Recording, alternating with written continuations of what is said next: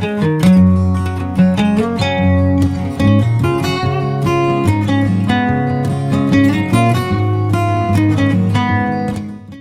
cortar, já ficou aí. Fala seu nome. Olá pessoal, sejam bem-vindos ao nosso podcast. Eu sou o Samuel, estou aqui com a Larissa e com a Luana. E nossa convidada mais que especial, a enfermeira obstetra Giovana. Hoje vamos falar sobre parto humanizado e empreendedorismo na enfermagem, um tema extremamente importante que deve ser abordado. Obrigado meninos pelo convite, né? Eu acho que é super legal a gente falar sobre esse tema, porque ainda é uma luta constante na humanização, né? Então eu acho que quanto mais pessoas souberem disso, melhor vai ser daqui para frente, né? Quais os benefícios do parto humanizado, tanto para a mãe quanto para o bebê? São inúmeros os benefícios, né? Tanto para a mãe quanto para o bebê. Pelo fato só de a mulher ter um parto normal, ela já tem muitos benefícios, né? Que a gente já sabe. Os benefícios, que a recuperação da mulher é muito mais rápida, o útero, o risco de sangramento pós-parto é muito menor, essa mulher ela volta a atividade dela muito mais fácil do que se ela tivesse tido uma cesárea. Para o bebê, esses benefícios são inúmeros, né? A gente já sabe que os bebês que nascem de parto normal, principalmente o parto humanizado, que a gente tenta respeitar aquele momento que é a primeira hora pós-parto, que a gente chama de hora dourada. Por quê? Porque esse bebê, a gente já coloca ele na mãe, a gente já sabe que esse contato pele a pele, saiu até um artigo agora falando sobre isso, coisa que a gente já faz há mais de 15 anos, mas que agora eles estão falando sobre isso, que é colocar o bebê na pele da mãe, porque lá vê que melhora a temperatura do bebê, a frequência cardíaca e a respiração do bebê, só dele ter esse contato pele a pele. Então, a gente que trabalha com humanização, eu trabalho em humanização há mais de 15 anos já, e a gente já faz isso todo esse tempo, né? Mesmo antes disso, quando eu trabalhava no hospital, eu tentava fazer isso no hospital, porque o hospital, o pediatra já fica ali, né? Para você entregar o bebê pro pediatra e não para a mãe. E eu já tinha uma briga ali, porque eu atendia os partos, eu colocava o neném em cima da mãe, porque o neném é da mãe, né? O bebê é da mulher, então é nada mais justo do que ela ser a primeira a pegar o bebê, né? Ela ser a primeira a conhecê-lo. A conhecê-lo, exatamente. E aí, para o bebê, a gente já sabe também dos riscos de infecções, né, que são menores, porque ele já começa com aleitamento materno. A chance do aleitamento materno ser, como se diz assim, do aleitamento dar muito mais certo do que um bebê que é separado da mãe, de mamar até por muito mais tempo, por causa desse contato. Primeiro, porque ele já vai procurar, ele já vai ter o estímulo de busca para poder mamar, já nessa primeira hora de vida. Então, a chance dessa amamentação dar muito mais certo é muito maior do que aqueles bebês que foram separados das suas mães. A gente sabe que a passagem pelo canal vaginal faz também com que o bebê tenha uma maturidade pulmonar muito melhor, obesidade, evita a obesidade dos bebês, vocês sabiam disso? Porque existe, quando eles passam pelo canal vaginal, eles adquirem as bactérias do canal vaginal e às vezes até cocô que a mãe fez ali na hora. Eles vão engolir isso daí, essas bactérias vão para o intestino do bebê e o intestino do bebê, ele evita essas bactérias que ele adquire no parto, evita a obesidade quando ele for adulto. Só pelo fato de ter passado pelo canal vaginal. E não só isso também, né? A gente sabe que quando o bebê nasce de parto normal e ele passa pelo canal vaginal, a chance dele ter um desconforto respiratório é muito menor. Por quê? Porque no pulmão ali está cheio de líquido. Esse bebê, ele passou pelo canal. O canal espreme o pulmão, ele vai jogar todo esse líquido para fora. Então, esses bebês choram melhor, eles não têm tanta dificuldade respiratória como o bebê que nasce de cesárea, principalmente as cesáreas agendadas, com 38 semanas, que o médico fala assim, seu bebê já pode nascer, tá maduro. Aí tira o bebê fica com desconforto respiratório, tem que ir para ficar na UTI. Muitos acontecem isso. Aí o médico ainda tem a coragem de falar, não são todos, é claro, mas alguns que eu já vi na minha vida profissional, falar, isso é porque o bebê estava passando da hora. Foi bom tirar ele agora, senão ia ser pior. Não é nada, é mentira, né? Na Não tem verdade, coragem de falar a verdade. Né? ele não vai querer piorar, arriscar o dele, entendeu? Ele fala que foi porque estava passando, então tirou o bebê na hora certa. E o bebê vai para a UTI com desconforto respiratório, sendo que não. Na verdade, a última coisa a amadurecer num bebê é o pulmão. O pulmão que dá o sinal que o bebê está maduro, libera um líquido chamado surfactante. Esse líquido, ninguém na medicina ainda sabe o que dá o estímulo e o start para a mulher entrar em trabalho de parto. Mas a gente acredita que esse surfactante seja um dos princípios de início de trabalho de parto. Porque quando o bebê está maduro, ele libera esse surfactante que vem para o líquido amniótico, que cai na corrente sanguínea e a mulher acaba entrando em trabalho de parto. Né? Então, os benefícios são enormes, tanto para a mãe quanto para o bebê. E o vínculo materno, né? O vínculo mãe e bebê também, porque na verdade, a gente fala isso até nas palestras, a gente cria um bebê, uma fantasia de um bebê. Quando ele nasce, ele não é nada daquilo que a gente criou na nossa mente. Ele é totalmente diferente do que a gente criou. Né? Ai, meu filho vai ser assim, loirinho, de olho azul, ou moreno, de olho castanho, não sei o quê. No fim, vem um bebê totalmente diferente daquilo que você imaginou. A gente idealiza uma coisa, né? E na verdade é outra. Então, esse momento a primeira hora pós-parto, que a gente chama da hora dourada, é a hora do vínculo entre a mãe e o bebê. Ela vê aquele bebê e dele também tá olhando, eles abrem o olhinho e eles conseguem olhar bem de perto, eles conseguem ver o rosto materno. Né? Que os bebês ainda enxergam tudo no começo meio embaçado e tal. Mas eles abrem o olhinho, ficam olhando para a mãe, é muito bonitinho de ver essa hora dourada. Então, Giovana, a gente gostaria de saber como que o enfermeiro ele consegue apoiar essa gestante emocionalmente durante o trabalho de parto. Então, o que eu acho importante é a gente ter um vínculo com essa mulher, né?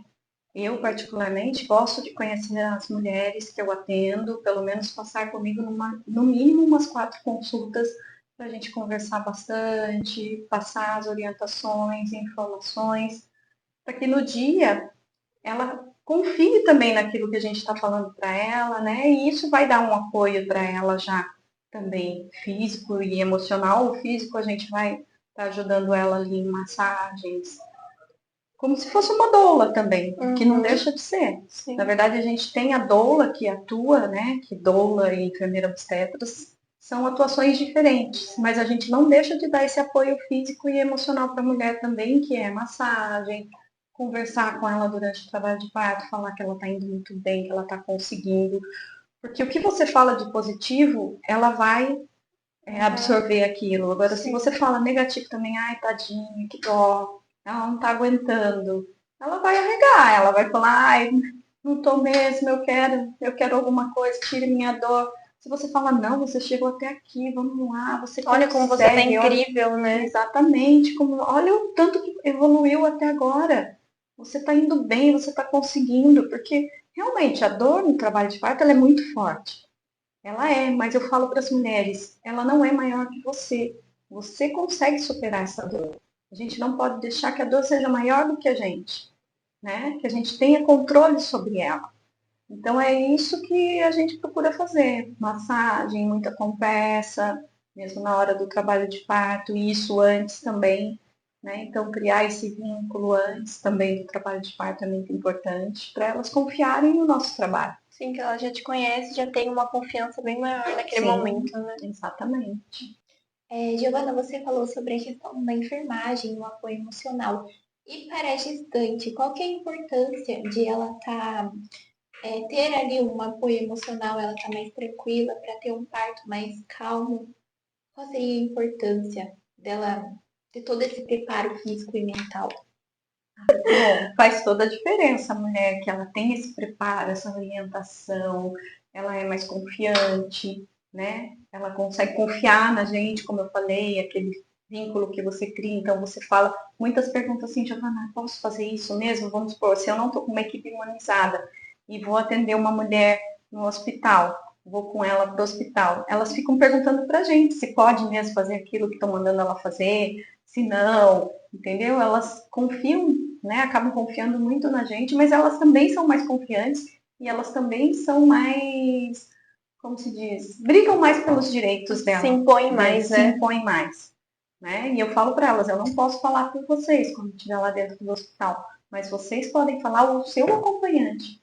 Por isso que é muito importante também que o acompanhante esteja participando com ela junto, ou das consultas, ou de grupos de gestante, onde eles vão receber orientação juntos, para que o acompanhante possa também ser a voz dessa mulher. Porque a mulher, na hora que ela está com dor, muitas vezes ela vai aceitar o que falarem para ela lá dentro do hospital.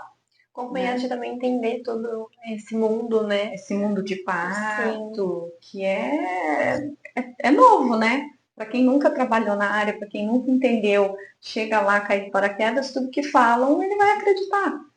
Né? Então é importante que ele esteja também informado. Hoje em dia eu falo que é mais difícil a mulher ter um parto normal, porque ela tem que se informar e saber, às vezes, muito mais que um médico, para ela conseguir médico ou enfermeira que está lá no plantão, porque não é porque a enfermeira que é humanizada também, né? A gente sabe que não é. E então ela vai chegar num plantão que ela não sabe o que falarem para ela, ela vai aceitar. E se o acompanhante estiver junto, também vai aceitar. Então, por isso que é importante a informação. Eu falo que a informação é o melhor remédio para a mulher. Agora, Giovana, a gente vai começar a fazer umas perguntinhas para você sobre o empreendedorismo, tá bom? Como você começou a empreender na área da enfermagem em relação à obstetrícia, né? Em relação aos partos, como que foi essa escolha para você? Bom, eu comecei a trabalhar com obstetrícia em 1999, já faz um tempinho. Acho que vocês não eram nem nascidos ainda. 26 anos. 26 anos. E aí não tinha especialização ainda em obstetrícia, mas eu passei num concurso na Unicamp e fui trabalhar em centro obstétrico. Só que lá é um hospital de patologias obstétricas, né? Então, tudo que é patologia, hipertensão, diabetes, problemas, qualquer outro problema que esteja envolvido na gestação, síndrome HELP, tudo ia para lá. Malformações.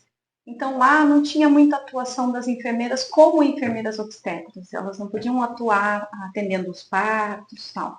Mas a gente atuava muito na recepção de bebê, e nos partos que aconteciam também ali no pré-parto, porque muitas vezes todas as salas estavam ocupadas, estava tendo aquele monte de parto e acabava nascendo um ou outro ali no pré-parto.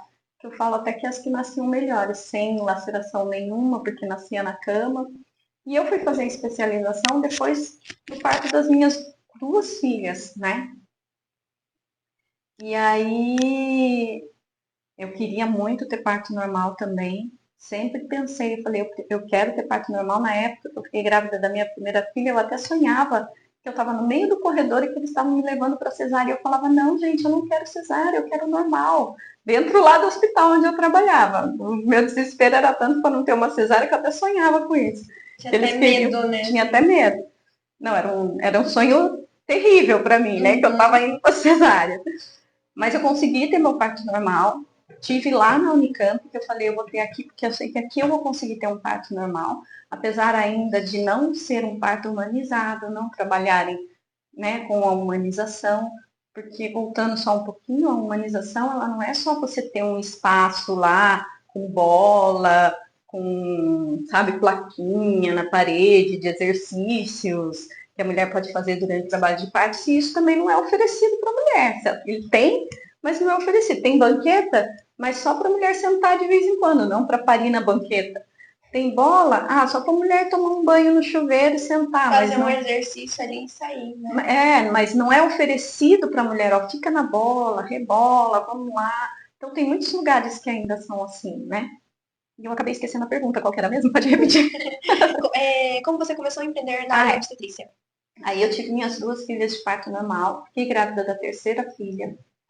E eu trabalhava ainda no hospital em Sorocaba, e daí eu já estava morando para cá. Mas eu falei assim, eu não quero isso para mim, né? Eu já tinha tido minhas 2 primeiras de parto normal. Eu falava, eu quero uma coisa diferente.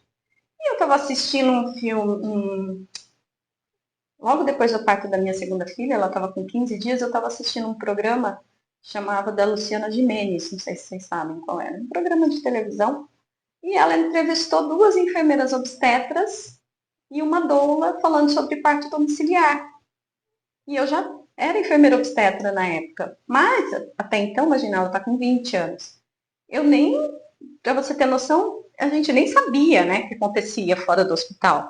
Para mim, até então, parto era só no hospital. Quem que fazia parto fora do hospital, né? E elas falando dos partos domiciliares, que elas atendiam parto domiciliar, tudo, e aquilo ficou na minha cabeça. Daí, quando eu engravidei da minha terceira filha, eu falei, eu quero ter um parto domiciliar. Por que eu vou sair de casa? Ainda mais na terceira filha, sendo que as outras duas já foram parto normal, super bons, partos super rápidos. Por que eu vou sair no terceiro, né? E fui atrás da enfermeira que deu a entrevista lá na Luciana Gimenez, que ela é de Sorocaba, uma delas era de Sorocaba. Você conseguiu encontrar ela, então? Encontrei, a Priscila Colaciolo, que hoje eu trabalho com ela. E aí, eu fui, né, passei em consulta, tudo com ela, falei, olha, eu vi você no programa da Luciana Gimenez e eu quero que você atenda o meu terceiro parto. Aí fiz o pré-natal com ela também, fiz com o médico, porque a gente orienta o nosso pré-natal sempre ter um acompanhamento médico também, né? Não só com a enfermeira, embora a gente possa fazer o pré-natal, mas a gente nem sempre tem o poder de fazer pedidos, entendeu? De exames. Exames. Então a gente precisa, né, estar junto com o médico para estar podendo fazer isso. E aí eu tive o meu parto em casa com ela. E depois do meu parto, ela falou assim, viu, eu moro em Sorocaba, tendo muito parto em São Paulo, mas eu quero sair de São Paulo. Você não quer vir trabalhar comigo aqui em Sorocaba, na região, a gente começar a atender aqui mais no interior, que eu não quero ficar indo para São Paulo. O transporte também é longe, logística, né, pra logística. Ela falava que às vezes tinha parto que às vezes ela não conseguia chegar, não sei, a outra enfermeira que estava lá em São Paulo, que trabalhava, a gente sempre trabalha em duas enfermeiras, né? Então era ela e mais um em São Paulo, daí ela começou a atender comigo aqui em Sorocaba e região. Então aqui na nossa região, no começo era eu e ela. E ela já fazia 8 anos que estava atendendo parto domiciliar. Há 15 anos atrás, quando eu comecei. Ela já fazia 8 que ela estava atendendo, né? Então ela já tem 20 e tralalás anos aí de atendimento. 23, eu acho, não? 23 anos de atendimento a parto. Nossa, tem uma carga que a gente um dia, quem sabe. E aí eu posso dizer que foi aí que eu comecei a empreender, mas eu nem sabia como, porque eu não tinha noção, não sabia quanto cobrar, sabe? Ia fazer uma consulta, mas quanto que eu cobro? Eu não sei, porque enfermeiro normalmente você tá assim, você forma, você pensa em trabalhar o quê? Ou no hospital, ou no posto de saúde, né? Naquele mundo fechado, né? Exatamente, a gente sempre é empregado. Na verdade, eu nunca tinha trabalhado, ainda fiquei trabalhando no hospital por um tempo, acho que uns 2 anos eu fiquei, quando eu comecei a atender parto domiciliar. Até você se estabelecer também, né? Isso, e daí, mas não dava, por quê? Porque a mulher, quando ela te chama e ela quer um parto domiciliar, você tem que estar à disposição para a hora que ela chamar. Aí o que acontecia? Às vezes eu estava de plantão. Mas tudo bem que parto, principalmente primigesta, demora um tempo. Então a Priscila ia na frente e falava, não, pode ficar tranquila aí, a hora que acabar seu plantão você vê, porque tá bem devagarzinho ainda aqui. Então fazia isso, dava para fazer por causa disso. Mas às vezes tem parto que é rápido, né? Então eu e ela, a gente começou a atender aqui, éramos só nós duas na época, não tinha mais outras parteiras na região que atendesse parto domiciliar. Na verdade, ela foi uma das pioneiras. Começou a atender parto domiciliar há 23 anos atrás, né, em São Paulo, que retomou, na verdade, esse tipo de atendimento, né? Porque existiam as parteiras tradicionais. E as parteiras tradicionais, elas não tinham essa formação, mas elas aprendiam com a avó, aprendiam com a mãe, e elas iam atendendo a comunidade. E hoje nós somos as parteiras contemporâneas, vamos dizer. Que a gente tem uma formação, a gente sabe como dar uma assistência quando for preciso. A gente sabe avaliar a necessidade. Sabe avaliar também, a necessidade, né? Mas as parteiras tradicionais têm uma sabedoria muito legal, muito incrível, que elas existem ainda, estão espalhadas por aí. Elas sabem muito daquilo que elas aprenderam no dia a dia, né? E aí, na verdade, para empreender, eu fui aprendendo com o tempo. Porque, na verdade, eu deixei de trabalhar, trabalhei 14 anos em hospital, deixei de trabalhar no hospital para trabalhar para mim, o que eu não sabia, entendeu? Um mundo totalmente Totalmente diferente. diferente. Eu fui aprendendo aos poucos, fui aprendendo quanto que eu cobro, cobro isso, quantos partos eu preciso atender, né, para me sustentar, Sim. saber administrar o dinheiro, porque não é todo mês que você recebe. Então, às vezes, que nem eu tenho parto, 6 partos no mês. No outro mês eu não tenho nada. Entendeu? Então, você tem que saber balancear esse jogo. Exatamente. Giovana, como o uso das redes sociais pode ajudar na divulgação e na valorização do trabalho de uma palestrante? Bom, eu acho o seguinte, eu uso muito pouco as redes sociais. Porque eu comecei numa época que não tinha essa rede social, não tinha Instagram, a gente tinha Facebook na época, mas que não era usado assim para tanta divulgação, né? Depois que foi começando o Instagram e outras redes aí que eu acho importante, mas eu uso muito pouco. Eu particularmente uso muito pouco. Eu uso assim para postar, ou quando a mulher me marca, eu reposto, ou quando eu tiro uma foto só do desenho da placenta, que a gente faz aquela placenta, o desenho, né, o carimbo da placenta para deixar de recordação para os pais, aí eu tiro foto e pergunto para a mulher, posso postar?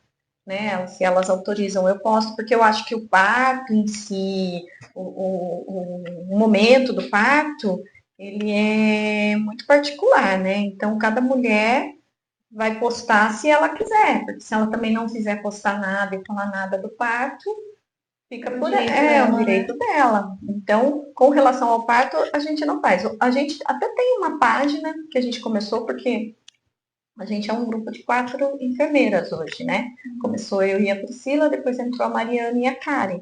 Então a gente tem uma página que chama Casa Aluna, mas que tadinha, tá bem assim desatualizada. A gente até começou lá colocar algumas informações, né, sobre parto, sobre amamentação, sobre vários assuntos com relação à humanização. Mas a gente não tem esse pique de ficar alimentando essa página o tempo todo. Mas eu acho que hoje em dia tem muitas pessoas que fazem isso e eu acho que isso é importante, que atrai também clientes. Mas eu também acredito muito ainda no boca a boca. E antes a gente não tinha isso e os pacientes chegavam do mesmo jeito. Uma coisa importante, que também depois da pandemia diminuiu muito e a gente acabou deixando de fazer, são os grupos de gestante. A gente fazia muito grupo de gestante. Então, o que a gente mais divulgava assim era grupos de gestante, vamos dar palestra, tal. E essas mulheres iam para as palestras. Hoje parece que nem ir para palestra muito estão querendo mais, entendeu? Fazer aquele desenho da barriga, né? Sim, chá de bênçãos a gente fazia uma pintura na barriga com elas, né? E o importante dessas palestras é porque a gente passava informação para elas, né? E essa informação não que a gente fosse mudar a cabeça delas, mas a gente ia abrir a mente delas para que elas pudessem ver como que é a obstetrícia realmente e como elas poderiam estar escolhendo, né? Que a gente só pode escolher uma coisa quando a gente tem informação sobre o que está acontecendo, né? Ou eu quero isso ou eu quero isso. Porque hoje a gente vive numa cesárea cesarista, num país cesarista. E que aí a cesárea ela é imposta para a mulher. A mulher já fala, eu vou para cesárea mesmo, né? Porque meu médico falou que minha bacia é pequena, que não vai dar, então ele já mandou eu agendar a cesárea com 38 semanas, maioria. A gente sabe que no hospital particular o índice de cesárea é mais de 90%. E no SUS já passou de 50%. Está chegando a 60% de cesárea no SUS. Então, a gente vive ainda num país muito cesarista, né? A gente sabe ainda, o Brasil ainda é um país que tem muita morte materna, podiam ser evitadas, né? Tanto por exageros de cesáreas, como uma má assistência também, principalmente de pré-natal, não identificar mulheres com hipertensas, né? A possibilidade de ter uma complicação no parto, né? Então, são coisas que poderiam ser evitadas, mas que ainda a gente tem bastante, né? Mas eu acho importante o uso, sim, das redes sociais. É que eu, particularmente, sou meio relaxada. Então, Giovana, como a colaboração entre profissionais, os médicos, enfermeiros e as doulas, eles podem fortalecer a humanização do parto? Então, na verdade, uma equipe multidisciplinar, né, que tenha um médico, que tenha enfermeira, que tenha doula, é super importante. E Eu essa acho equipe que que esteja atrelada uma à outra, né? Esteja sim, no mesmo um confia propósito. no outro, sabe? Não tem aquela coisa de eu sei mais porque eu sou um médico. A gente trabalha aqui com as médicas de Tapetininga, né? Eu trabalhei muito tempo com a Natália, agora eu tenho trabalhado com a Jéssica, que na verdade são as únicas duas aqui da cidade que trabalham dessa forma humanizada. E era muito gostoso de trabalhar porque elas confiam no nosso trabalho. Então, quem é que vai primeiro na casa da mulher? É a enfermeira e a doula. Né? A doula porque ela vai lá para estar dando um amparo emocional, para estar fazendo massagem, para estar conversando, e a gente fica mais para a parte técnica. Não que não vá fazer também a parte emocional e física da mulher. Mas a gente vai precisar ficar ouvindo o bebê, examinar, que a doula não pode fazer isso. Quem faz é a Para ver enfermeira obstetra se está para ver se evoluindo. evoluindo, né? Então, às vezes, a gente chega primeiro na casa da mulher, a gente avisa o médico e fala, ó, tá assim, vamos para o hospital, então, estamos indo. Aí a gente se encontra no hospital e todo mundo fica junto.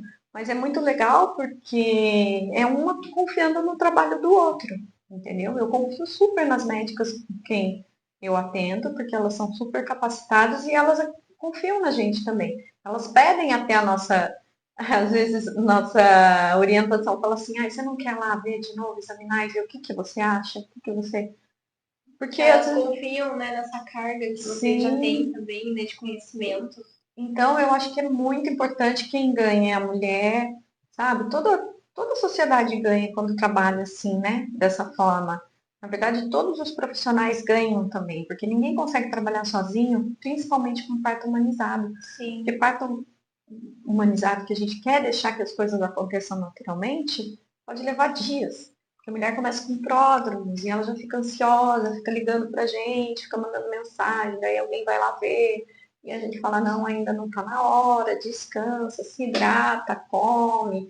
Aí ela outra noite liga de novo, até que engrena, né? E nisso ela já está avisando a gente, conversando com a gente. Quando a gente entra para atender realmente, às vezes a gente leva 18 horas, 24 horas, 40 horas. Ainda mais quando é uma primigesta, né? Que Ainda mais não conhece primigesta. nada ainda disso. Exatamente. Primigesta a gente nunca sabe quanto tempo vai levar, né? Quando é segundigesta, tercigesta, daí já é um pouco mais rápido. Os partos já pelo menos metade do tempo do primeiro vai, entendeu? Mas primeiro filho dá muito trabalho pra gente. E se trabalhar sozinho, não dá conta, né? Não tem como. Então, eu acho que é super importante, sim, essa equipe falar, né? O médico, o pediatra que tá lá também, porque não adianta nada a gente ter a médica obstetra, a enfermeira obstetra, na hora de receber o bebê, o médico não ser também humanizado, o pediatra. Que aí ele vai pegar esse bebê, vai tirar, vai fazer todas as intervenções que precisa lá e depois de muito tempo vai trazer para a mãe. Uhum. Aí às vezes tem até que lugar ainda que leva para berçário, entendeu? E malemar a mãe viu, só mostra assim, olha aqui seu bebê, já trago para você e leva aqueles embora. pediatras que já são mais humanizados, que eles tentam fazer os procedimentos já Em com a cima mãe, da mãe, para a mãe poder participar, ver o que tá fazendo, né? Exatamente. Vamos então para a última pergunta. Quais são os principais desafios enfrentados por quem deseja empreender na área da humanização do parto? Então, na verdade, é uma pergunta até importante para quem está começando agora, né? Eu acho que quando a gente começou lá atrás, era um pouco mais difícil, sim. Começou a dar uma melhorada porque as mulheres começaram também a mostrar que elas queriam e participar bastante de palestras e começar a se impor e querer, né, uma mudança. Só que o que eu vejo, assim, que a gente tem muitas barreiras ainda, enquanto enfermeira obstetra. Por exemplo, a gente não pode prescrever medicação, né? Vamos supor, a mulher, a gente sabe que ela está com uma infecção urinária, vê o exame dela, não pode nem fazer um pedido. Você pode até tentar fazer, às vezes eu faço, falo, ó, tenta passar com o meu pedido, mas rejeitam, né? Os laboratórios rejeitam, Convênios também rejeitam. convênios rejeitam. Então, a gente tem muita poda desse lado, né? Da gente não poder solicitar algumas coisas, que nem ultrassom. Se for particular, até tudo bem, mas se for no SUS, não consegue, né? A não ser que ela passe pelo SUS também para ela conseguir um pedido de ultrassom. Eu acho que tem ainda muita briga de classe médica com a classe enfermeira. O CRM ele é totalmente contra o atendimento das enfermeiras obstétricas com relação ao parto domiciliar. Embora o COREM seja a nossa lei do exercício profissional, apoia o nosso tipo de assistência, né? O COFEM, o COREM, mas também ainda há muita resistência dentro da nossa própria área. A gente vê muita enfermeira falando assim, você é louca, imagina fazer uma coisa dessa, imagina tudo, isso está errado, não pode ser feito assim, entendeu? Também tem isso dentro da nossa área, por isso que eu acho que a mudança vai vir das novas gerações que estão vindo e aprendendo coisas novas, aprendendo sobre a humanização, que eu nunca tive isso na minha faculdade. Nunca foi falado sobre a humanização do parto quando eu fiz faculdade.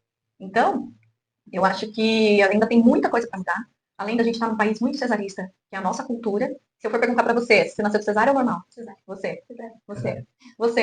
E você? Eu nasci de parto fórceps, mas foi porque o médico, minha mãe falou que ele era um louco na cabeça dela, entendeu? Porque na época da minha mãe já começou o boom das cesáreas. Eu tenho 50 anos. E era o boom das cesáreas.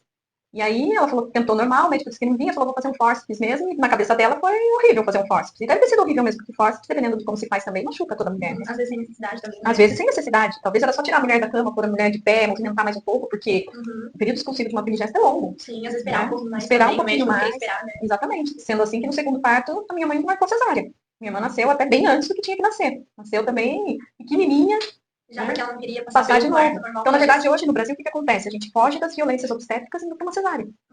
Né? Porque existe muita violência com a mulher. A mulher é maltratada. A mulher... É que vocês não trabalharam ainda. Não sei se vocês já chegaram a entrar dentro de um centro obstétrico, fazer estágio. Não. Tem gente que fala assim, viu, na hora de fazer tava gostoso, vai ficar aí chorando. Você falava isso para as mulheres. Amarrava a perna das mulheres na perneira para ela não tirar a perna da perneira. Isso quando eu comecei a trabalhar em obstetrícia. E agora é comprovado que as outras posições são bem melhores. Bem melhores, né? Então, na verdade, a luta, sim, tem bastante para mudar. E eu acho que vai vir de vocês. Vocês aí transformando, é isso que vai fazer a diferença. Certo? Então, Giovana, agora a gente quer agradecer por você ter compartilhado todo esse conhecimento com a gente, né? Ter proporcionado esse momento com a gente, né? E compartilhar tudo isso conosco. Obrigada, Larissa, por ter me convidado. A Larissa mandou uma mensaginha para mim, né, um tempo atrás, falando para ir dar uma palestra. Daí ela falou, não vai ter como ser a palestra, a gente pode fazer um podcast. Eu sei, super legal. Já é um empreendedorismo isso que vocês estão fazendo, né? E obrigada, Luana, Samuel, e os dois que estão aqui atrás só na filmagem. Obrigada também. Fico feliz, porque eu acho que a gente tem mesmo que plantar sementes, que ainda tem muita coisa para mudar. Né? Como vocês falaram, tem uma professora na faculdade que fica plantando a sementinha da humanização. Eu espero que ter contribuído também para isso, que vocês possam passar isso, esse podcast rode bastante lá na faculdade, para todo mundo entender um pouquinho, né, sobre a humanização do parto e a importância dele para a vida das mulheres, das mães, que assim a gente traz mulheres e bebês mais saudáveis. Né? Obrigada! Olá, pessoal. Então, só para vocês terem uma ideia, aqui na Clínica Opima, em Itapetininga, a gente tem uma sala de parto. Nem todo mundo acho que da cidade sabe disso. E é uma sala de parto que a gente chama de PPP, que é pré-parto, parto e pós-parto. Então, a mulher fica aqui o tempo todo, ela sai daqui de alta para casa.